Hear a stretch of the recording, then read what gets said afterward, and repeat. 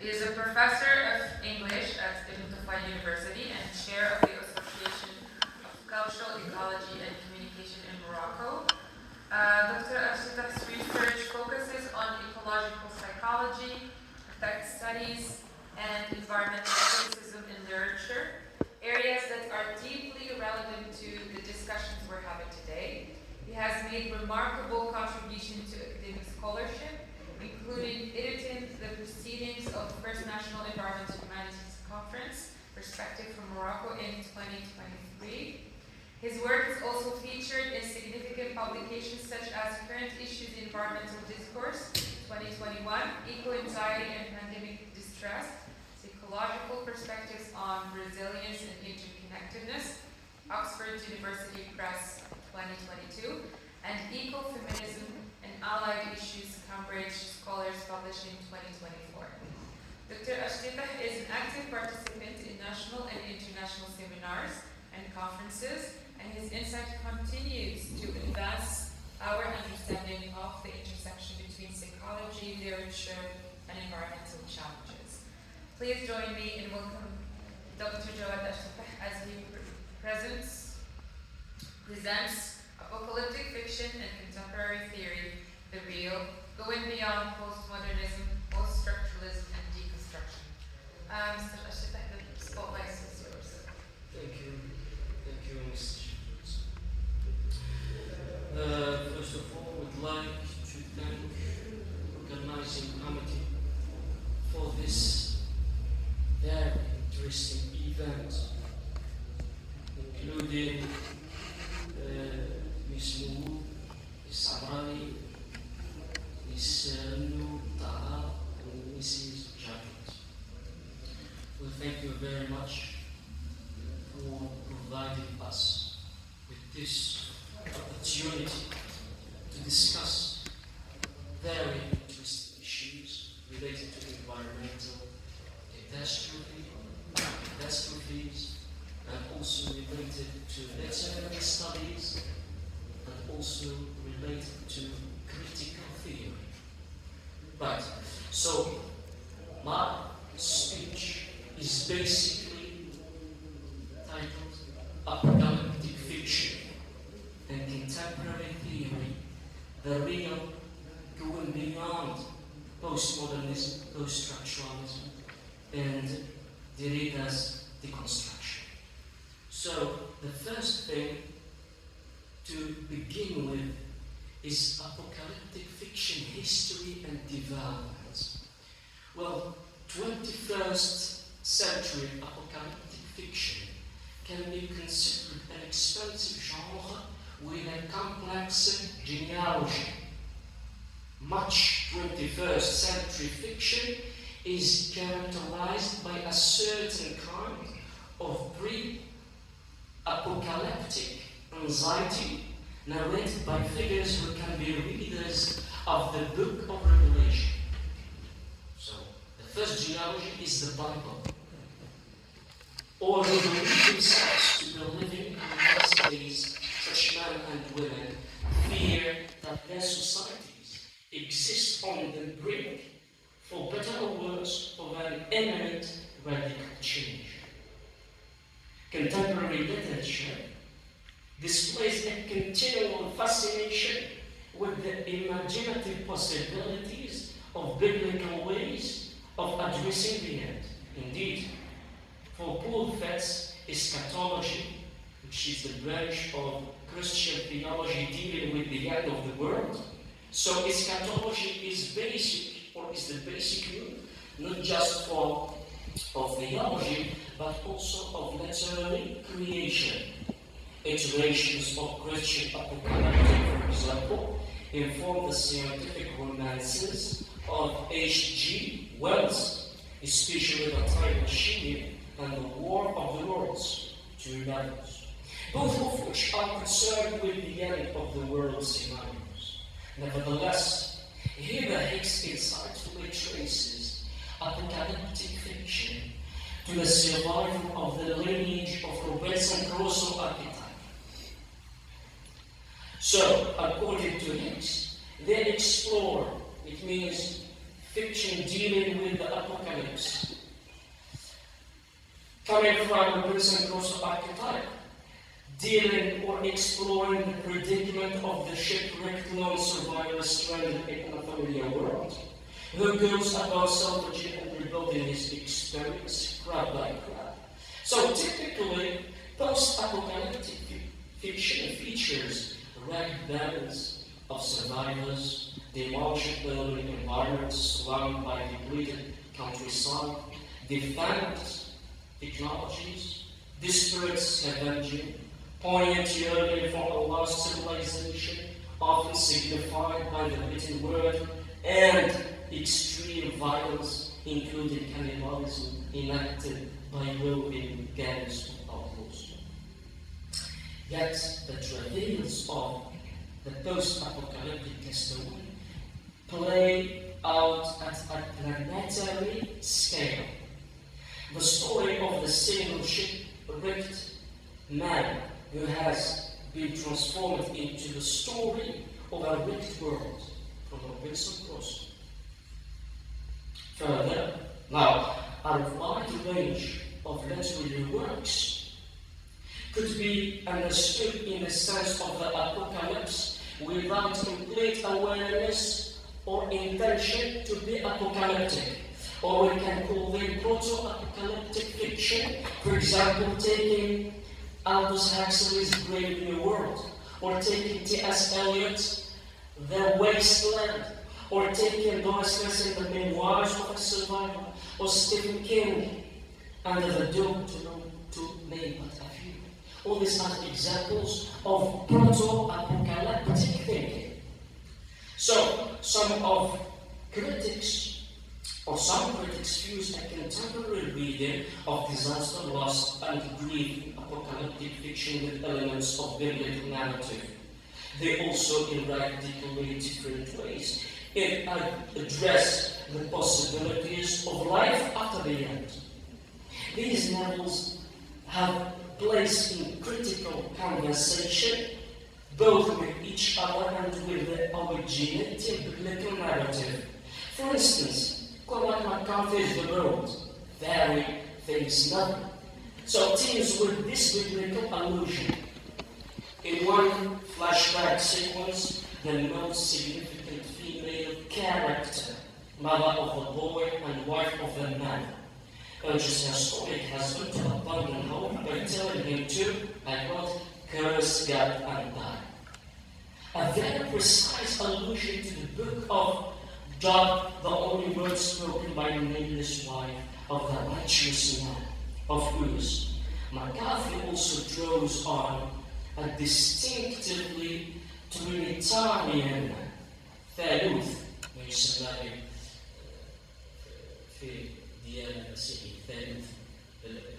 So here we have Trinitarian relational language. The most significant bond is between the Father and the Son. But the third person of this Trinity might be the reason for their continual journey towards the coast. Their existence is not simply a matter of survival, but because they are, I quote, carrying the Father. A recurrent promise in the narrative. The Father sometimes makes brutal decisions that will fulfill his ethical integrity, much to the disappointment of his Son. But he also knew only that the child was his merit. He said, I quote, if it is not the word of God, God never spoke, from McCarthy's novel. Divinity is invoked in a number of ways, including perhaps blasphemous invocation of Christ and God in disparate situations as mere helpless prayers of God deliverance. They also encounter a roadside mystic, an elderly man who resembles a starved and threadbare Buddha who claims, I quote, there is no God and we are his prophets. However, his assumed name Yahweh is a contraction of the biblical prophet Elijah, and he is treated as a kind of negative seer who, unlike others, did not believe in the future. The novel has been read from a variety of opposing theological perspectives. Some critics read it as a contemporary Christian allegory, while others suggest that it represents a nihilist critique of belief. And Stark, for example, emphasizes affinities between a novel or the novel and the revelations of the Saint John's Bible. Right? So I myself brought the Bible to make things clear in the Arabic version, as I quote in Arabic: ورأى الرب أن شر الإنسان قد كثر في الأرض وأن كل تصور أفكار قلبه إنما هو شرير كل يوم فحسب الرب أنه عمل الإنسان في الأرض بمعنى خلقه في الأرض وتأسف في قلبه فقال الرب امحو عن وجه الأرض الإنسان الذي خلقه الإنسان مع البهائم والدابات وطيور السماء لأني حزنت أني عملته. So this is a perspective of the apocalypse coming from the biblical account. Right, so here, as a second example, if we take New York 2140 by Kim Stanley Robinson, we find water everywhere. And characters try to create a new order in the new world. Likewise, in the biblical account narrated in Genesis, Sefer Tekwin, so a great flood is ordained by God, who is angered by humanity's prosperity from sin. Although this story, Kim Stanley Robinson's, although this story concludes with restoration and the promise of a new beginning, it is a troubling narrative and one that remains a source of inspiration for catastrophe-themed art. For novelists such as Margaret Atwood, as Professor Atmani mentioned earlier, Cormac McCarthy, and Kim Stanley Robinson, whose 21st century fictions have imagined apocalyptic or dystopian futures. The recurrent urge to envisage violent historical change as a kind of universal that has as its corollary the image of the dying planet. Significantly, the Bible or the biblical account might be present in a way or another in apocalyptic fiction, since it is part of the Western culture, imagination, and civilization and history. But contemporary imagination in the 21st century apocalyptic fiction is haunted by the prospect of planetary death, of irreversible environmental disaster.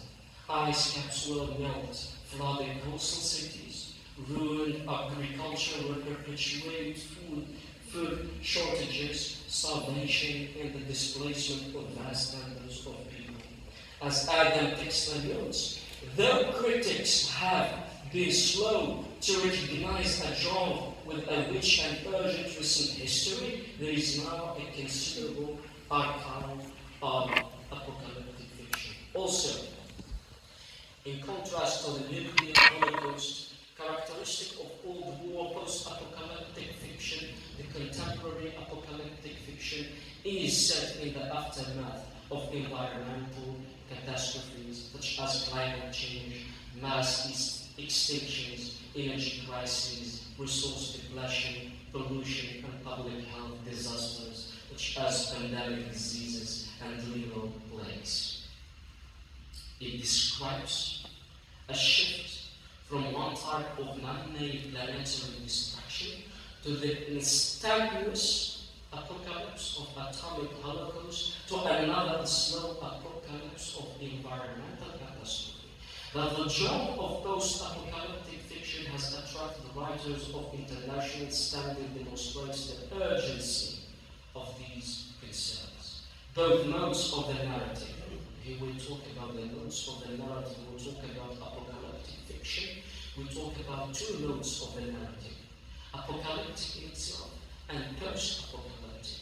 So both modes belong to the tragic apocalyptic, warning humans of their imminent self and world destruction unless they change course. As Claire Coldbrook notes, since the end of the Cold War, crisis awareness has persisted and even strengthened, whereas the sudden nuclear annihilation of the Cold War is perhaps the only potential extension threat that has abated. Thus, now, there was the Cold War, the Holocaust, now the present interests, the present concern, the prominent concerns of the burst of new apocalyptic narratives that have appeared since 2000, as Carrier observes, have been themes of environmental, technological, and epidemiological catastrophe, dealing with pandemics and plagues.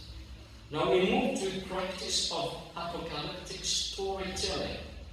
So it offers epistemological insurance by using stories about the end of the world, some aspect of the world to structural temporal experience. Apocalyptic narratives smooth out the complexities of historical change and allow one to know the world and one's place in the world. It is, to adopt Friedrich Jameson's famous bon mot, easier to talk about the end than engage with complexities of historical reality. Friedrich Jameson talks about this sort of novel because he was the supervisor of textile journalism who talks about apocalyptic fiction. He talks about this novel as a sort of historical novel. He titles it the historical novel, telling us much about the future. So, apocalyptic mode of futurist narrative can thus be defined in terms of both its method and its intention. As a mode of narrative that produces a stabilizing understanding of historical experience by imposing a rigid system of periodization on the past and the future. The apocalyptic fiction or tradition is sometimes highly misanthropic. So, one of the principles of apocalyptic fiction is the earth would be in better condition if Homo sapiens were no longer around. Apocalyptic narratives bring structure to history by modeling within themselves the closed and comprehensible structure they impute the world at large. So the end of the world as an apocalypse is based on the notion of the earth being in a better condition without Homo sapiens, without humans. This is the apocalyptic. Now we'll talk about the post-apocalyptic fiction. So this kind is only hopeful, post-apocalyptic. Is only hopeful because it looks forward towards a new future opening up after the horror of destruction. Yet the future is once again uncertain. The subjects of the post-apocalyptic novel convey an intense need for new modes of survival and the reproduction of the social unit and order. The post-apocalyptic novel typically devotes its narrative energy not only to the horror of the destruction, but also to the slow crawl out of the wreckage and towards signs of survival. In contrast, a striking characteristic of the 21st century post-apocalyptic fiction is the disappearance of the permanent destruction of large modern systems, the state, the government, market economy, industry, urban civilization, mass communication, mass transportation, the military, and so on. Down. McCarthy's world is emblematic of this point. The two survivor protagonists traverse the post-apocalyptic landscape by walking on former state soils.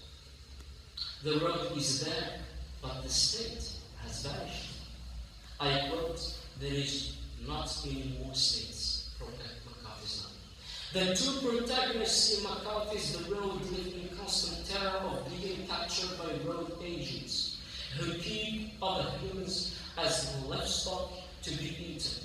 Therefore, in the absence of political and legal institutions, some regress to a Hobbesian natural state of war. Thomas Hobbes' philosophy. So, Hobbesian state of war, what does it mean? Individuals fight each other to the death. They band together in marauding gangs of world wars engaging in slavery and cannibalism. As Hobbes presented, lawless existence is lived in continual fear and danger of violent death. One characteristic feature of contemporary apocalyptic fiction is extreme physical violence.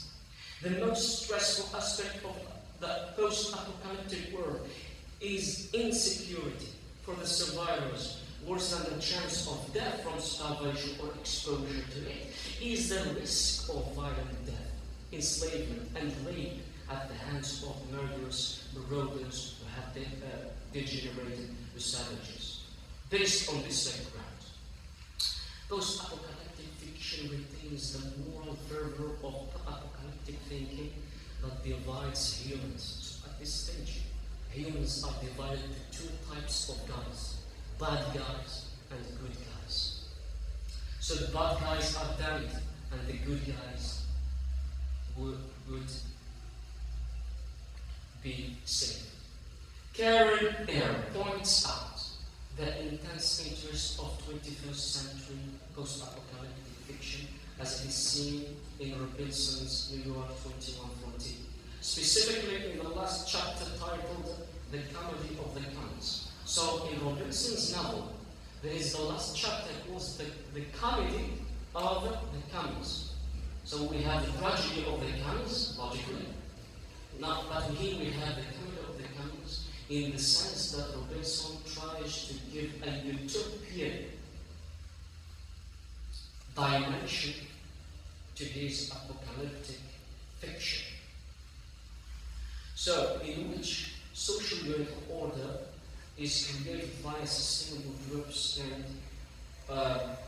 ecocentric rather than egocentric behavior. The strong emphasis on values stems from the apocalyptic in both its utopian and tragic forms. So here, dealing with the apocalyptic and post-apocalyptic modes of the narrative, now we ask the question, what if we step back and ask the question? What is the question? What if the apocalypse will not be some sudden violent, catastrophic event, but is rather already happening, slowly burning, utterly indeterminate, multi-causal, and complexly systemic psychological event? What if the apocalypse is already happening nowadays? So, more sober to their predecessors, so this fiction, contemporary apocalyptic fiction, depicts a slow catastrophe, exploring crisis as an ongoing phenomenon and as a place in which people presently dwell. However, as it is one of the essential arguments of this speech, all that is mentioned earlier about apocalyptic fiction, its genealogy, its history, now is questioned. Why? Because there is the problem of reference of reality. Is there really a reality? So environmental issues and catastrophes. This discussion about environmental catastrophes cannot attain its objective if reality is considered as constructed. If reality is considered constructed, so the discussion is in vain. So, the objective will not be attained unless we establish the ground for going out of the text to into the world. So, can apocalyptic fiction represent reality? Here, we move to recovery of the real. Can we talk about the real? After decades of debates, over the social and linguistic construction of everything. The problem of the real that postmodernism and poststructuralism have dismissed as naive is back on the intellectual agenda. Since examining the complex relationships between postmodernism, poststructuralism, and Derrida's deconstruction is beyond the scope of this discussion.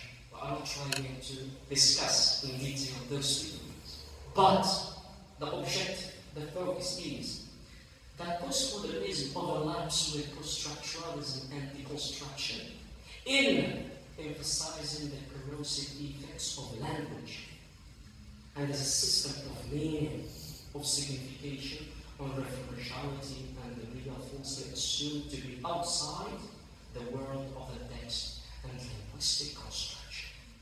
The arrival of post-structuralism in 1960s delegitimized naive concepts of the real, of individualism, anthropocentric humanism, and it led to some disabling generalizations that turn large areas of reality, art, religion, everyday practice, lived experience, embodied understanding, embedded action, hybridity, ecological networks, and of humans and animals. All these were questioned as being constructed. So those were considered marionettes of abstract constructions. The rise of deconstruction led to a devaluation and a re-evaluation of how things are given in the light of self-experience. So this question of self-experience was questioned, was deconstructed. So as Richard Kerner writes, textuality swallowed the body and turned it into écriture. For instance, in his influential critique of Edmond Husserl's version of phenomenology, Derrida sought to expose in it the metaphysics of self-experience and self-presence. The constructive phenomenology, Derrida goes beyond phenomenology, exemplifying the linguistic term that displays phenomenology's original focus on what is immanent to consciousness. Postmodernism, afterwards, comes as a practice. Linda Hatchett argues, to what? To denaturalize, I quote here, to denaturalize some of the dominant features of our way of life. What is unthinkingly experienced as natural is in fact cultural, made by us, not given to us. As Ron Barth states, every word of God to read must be considered as if spoken by a character in the novel.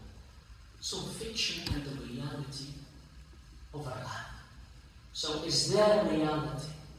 However, Bruno argues that if the default response to literary works is reduced or to reduce them to puppets dominated by the same predictable roster of omnipotent abstract forces.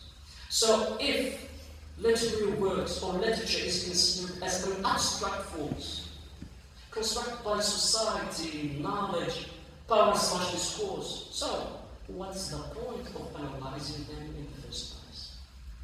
So if apocalyptic fiction is just something that is fiction, that is not related to reality, what is the point of analyzing this fiction? Right? So, based on Patrick Murphy's book, Eco-Critical Explorations in Literary and Cultural Studies, the return to referentiality, to the real, has been addressed both in opposition to postmodernism and post-structuralism, and as a complement or corrective to them. In the year 2000, the British critic Lawrence Cope insisted on moving out of the realm of pure textuality to the realm of material culture and nature. He goes on to emphasize that, I quote, green studies does not challenge the notion of the human beings make sense of the words or language. No, this is not the case. The basic problem here is the self-serving inference that nature is nothing more than a linguistic construct. This is a problem. Kant probably quotes Kate Soper, who observes that, I quote, "It is not language which has a hole in its ozone layer. It is the real thing that continues to be polluted and degraded even as we refine our deconstructive insights at the level of the signifier." So it's not the language which has this ozone problem. It is really the real thing that has the ozone layer hole. So, next, Rachel points out in her critique of post-structuralism a reformation of the futurality of the real, while no representation may accurately capture the plenitude of the world. No representation can avoid reference to it, either direct or indirect, because materiality comprises an inseparable and indissoluble component of human existence and image.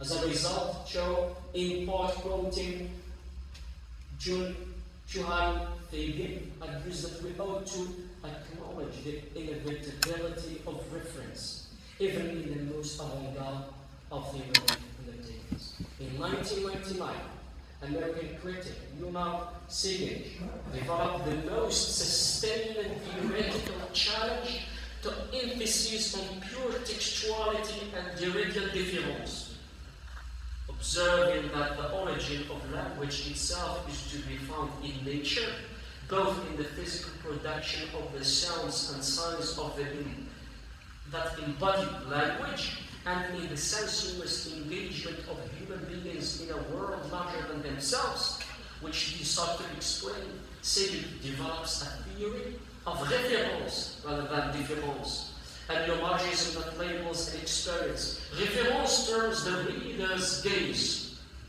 toward a comprehension of the psychic processes of one nature after a self-reflexive recognition of the limits, the surature of language.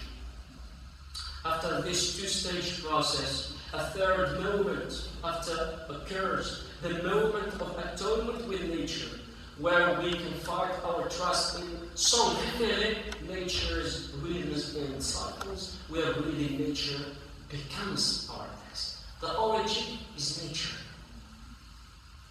Sigurd bases his definition on his claim that within climate fiction, apocalyptic fiction, language is often foregrounded only to reveal its limitations, and this is accomplished in such a way that the reader's gaze is thrust beyond language back into the less limited natural world that language refers to, the inhabited place where humans must live in harmony with ecological cycles. Here, responsibility and differentiality are perceived as countermeasures. Eco-criticism then sets itself against any conception of criticism as disinterested, aestheticist, or purely intertextual. Later on, Nobel laureate Jaouad Achtitah, another critic, comments on theories of language from an European logical perspective, saying that cognitive models are created by human beings, and in this sense, they are idealized, that is, they are abstractions, but they depend on the formation of images as a result of sensory experience. And they also depend on kinesthetic experience, the relation of the body to space.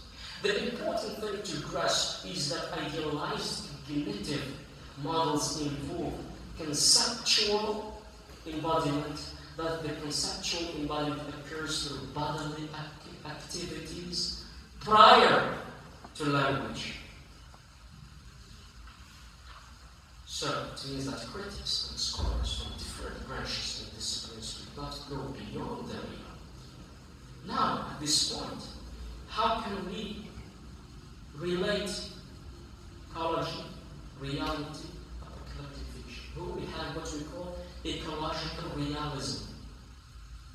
Ecological realism and apocalyptic fiction.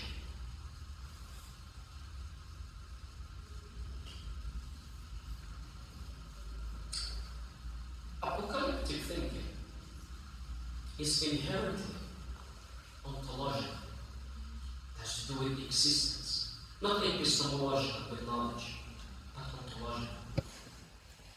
It's about the world as a whole. Apocalypse is a way the entire world is.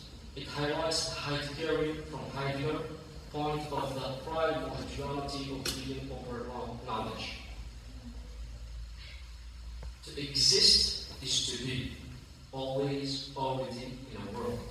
What is at stake in apocalyptic upheaval is more than the ruin of things or the death of individuals. It is the annihilation of the world as such.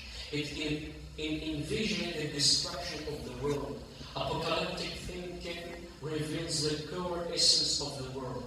Therefore, the decisive point is whether or not mental and social phenomena are considered part of the domain of the real.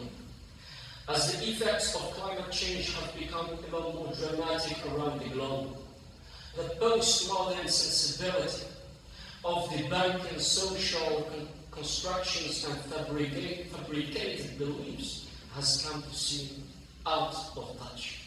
As it is well stated, it is not language that has a hole, it's also layer.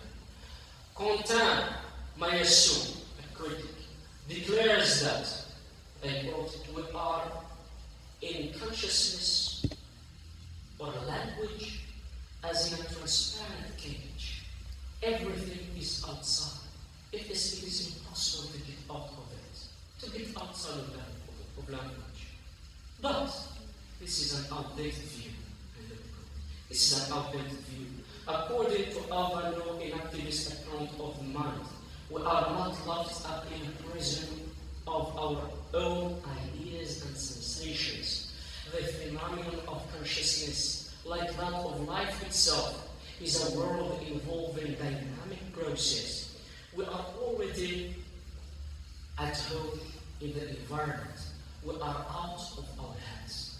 So, Bruno Latour discussed the classic scientific anatomizing method of isolated parts, modeling and new realism, which is ecological realism, that takes into account interactions between internals and externals, parts and wholes, a realism of relations. Here he produces what we call act or actor network theory, therefore, which is ontological, not epistemological, as he said. It's about the impacting of worlds, bringing forth worlds by doing.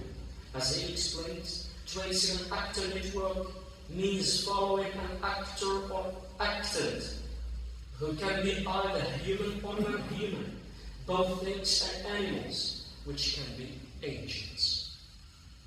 So here, we take the example of Kim Stanley Robinson's novel 2114. So in this novel, it gestures towards an acknowledgement of possible agency of water. As I said, here we have New York in this novel. Water is everywhere.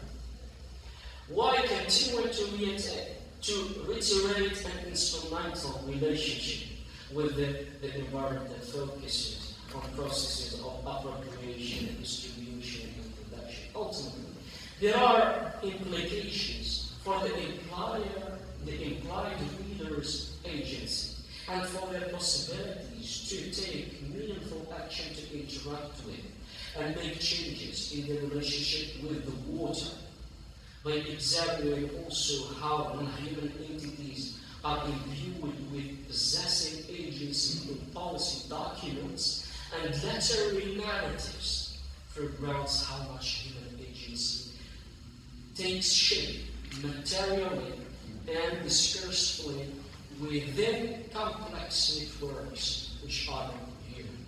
Robinson's starting point is in part similar to that of Vision 2020, which is political agenda, in that the novel presents a tentative resolution to social, economic, and ecological tensions, conveying on the New York, or convergence, on the New York waterfront in the early 21st century. Innovative is how the novel takes the flood, the dominant literary strategy for locating climate change as a hyperbolic figure to address environmental concerns. In the last pages of the novel, agency is again given for a moment to the author itself as the narrative voice of the citizen of the character. So, gestures towards turn of the 21st century philosophy on material agency. So here, Ibn Robinson refers to agency, to material agency in his novel, saying, remember, I quote from the novel, remember not to forget, if your head hasn't already exploded, the non-human actors in these actor networks. Possibly New York estuary was the prime actor. All of that has been told here. But again, enough with the philosophy. End of the quote. Enough with the philosophy. Said England. So read in this way. New York 2140 is a classic apocalyptic text, as the French genre can produce, as Rebecca Evans argues. It is a critical response that praised its status as an entertainer, yet educational genre, by emphasizing its capacity for realistic, plausible, soberly related, and scientifically grounded extrapolation into the future. In an interview with Kim Stanley Robinson, he states, I quote, I am a realist. You have got to shoot ahead of the target. If you want to write about right now, you write about the year 2040. All the issues will be in play, and you can begin to tweak them. He also argues, Robinson himself, I quote, if you write science fiction, you are doing a bizarre form of realism that is about right now and how it feels. Literature is always about how it feels. It's not science or social science, no. It is a question of trying to properly evoke and reflect certain emotions. Next, he states, the world's becoming big science fiction novel that we are all co-writing together. Further, Latour's term factish, Latour produces a term called factish, is fundamental in this discussion, in the sense that what we construct becomes real. What we construct as humans becomes real. In the sense that, for example, we create or we construct race, and this notion of race becomes a reality. So here argues, it is because it is constructed that the fact is so variable, so autonomous, so independent of our own hands. In this way, Latour has changed the question. We are no longer engaged in the stale discussions of the social construction or everything. Is it constructed or not? No, this is not the question. Nor are we in a sterile debate over realism, constructivism, educated in false dichotomy. Is it real? Is it constructed? No. For the purpose of examining away naive beliefs and putting in the place the facts of science and other objects of modern critique. Instead, we are no longer dealing with constructed, not real. No, we are dealing or facing a different and more interesting question. The question of affordance. What are the successful practices that are required for artifacts, scientific or not, to be real? What does it mean to be real? So, according to Latour, everything, construct or not, is real. What happens with scientific fact issues into history and acquire autonomy or autonomous modes of existence? In this regard, Margaret Atwood's Oryx and Craig, as Professor Atmani mentioned earlier, the Quakers, those beings created by Craig, one of the protagonists, become agents in the novel later on. So those are constructed, but they are real. So given the hybrids are beings that shift their mode of experience from dependent or passive to independent. More precisely, we read the makeup of elements, half object and half subject, as a dynamic process of transformation from object to subject. Hybrids that begin as artifacts, like Atwood's artificial species, pass from being constructed literally by humans to becoming real, unlike Jimmy's pre-apocalyptic world. So in the beginning, he was called Jimmy, and later on post-apocalyptic is called Snowman. So post-apocalyptic world is organized by an ecological ontology. No member of this world is allowed to forget that the first principle of ecology is the mutual dependence of beings within a larger network, in which facts and factishes, things that we construct and become real, overlap, and through feedback cycles and other forms, humans can no longer serve their nature in their well, and towards apocalyptic ontology, which pivots on revolutionary breaks and make the world to remake it as another that is radically different but dramatically enacts an ontological transformation that Latour's theory can often describe abstractly. So, what Atwood mentioned in the novel is real. Now we move to something else, which is phenomenological perspective, phenomenology.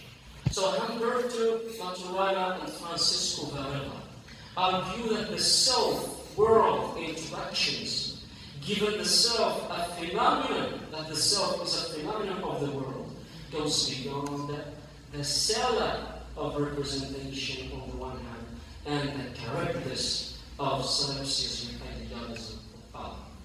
Indeed, Emmanuel Levinas, my father, environmental philosophers, says that, I quote, the realm of art, of literature, is already a form of the non-real in the real. A form of the non-real in the real. Things we construct, but they are real. In this context, Cormac McCarthy's post-apocalyptic novel, The Road, presents how characters become determined by their experience in that world. The wife who commits suicide symbolizes what Eugene Issing calls the neurotic citizen. So here in the apocalyptic era, or post-apocalyptic fiction, we talk about the neurotic citizen. What is the neurotic citizen? The neurotic citizen who is left in a constant state of apprehension and fear, and is in the end unable to cope with the trials and tribulations of an altered everyday life. Moreover, the Road's post-apocalyptic narrative showcases Sigmund Freud's idea of the uncanny, the unfamiliar, that reveals striking structural similarities. Freud used the term uncanny literally and homely.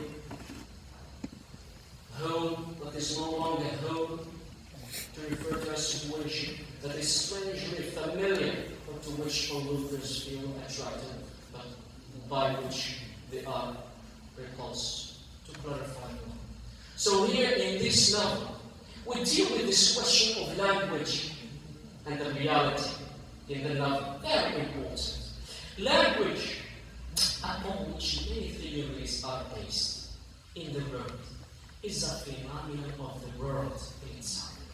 The dialogues, if you see the dialogues between the man and the boy, the two protagonists, indicate that the loss of language is already well underway.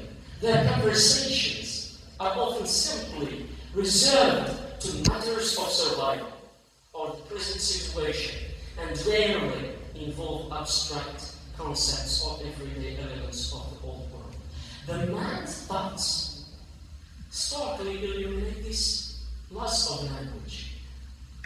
The names of things, here I quote from the novel, the names of things are slowly following those things into oblivion, colors, the names of birds, things to eat, all are in oblivion. So, here in with the quote, as animals, plants, humans go extinct, they are lost from memory because there is no longer a reliable system of recording or cataloging their existence.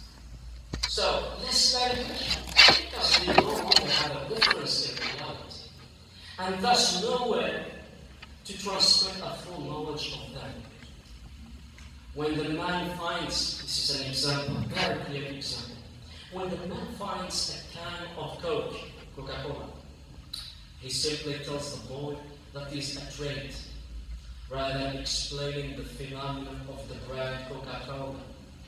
The boy will only ever see the can of Coke as a trait, and therefore every other aspect of this item and its history, the Coca-Cola brand, issues of sugar and consumption and obesity, recycling programs for the kids, and even the concept of carbonated beverages will be lost forever.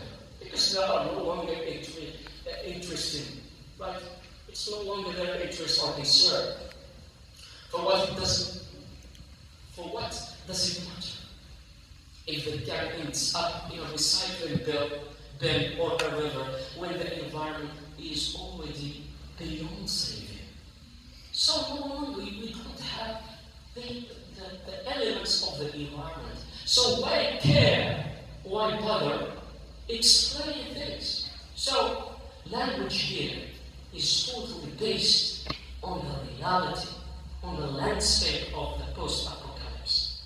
Besides, since the boy did not live in the pre-apocalyptic world, in his actual world, therefore, for him, for the boy, no fish has ever swum, no life has ever existed that could have provided a reference to the instinctive choices of life that the novel productizes. So, the boy was born in the post-apocalypse. So he did not see fish. He did not see living beings. So how can he understand that there was fish? How can you explain it to him? What is fish for him? Right? So here the boy's words reflect an ignorance about life, and that was, as readers can possibly comprehend or easily. As such, the boy's frequent questions about specific living things. I quote, "Do you think there could be fish in the lake?" This is the question in the novel. What is the response from the boy's voice? What is it, Papa? What is it? He has never seen fish. How can you explain? So how can language serve as a real if it is not related to reality itself? A question to which there is no response. For whatever we say, our words would be hollow for him, mere blah blah blah beside greater than words with all things. Whatever we say cannot explain what is absent. So we're in the presence of reality in order to use language. Therefore, language is based on reality. Reality first, then language comes after. To conclude, apocalyptic fiction, with its two modes, apocalyptic and post-apocalyptic, and its different thematic strategies, reaches one final conclusion,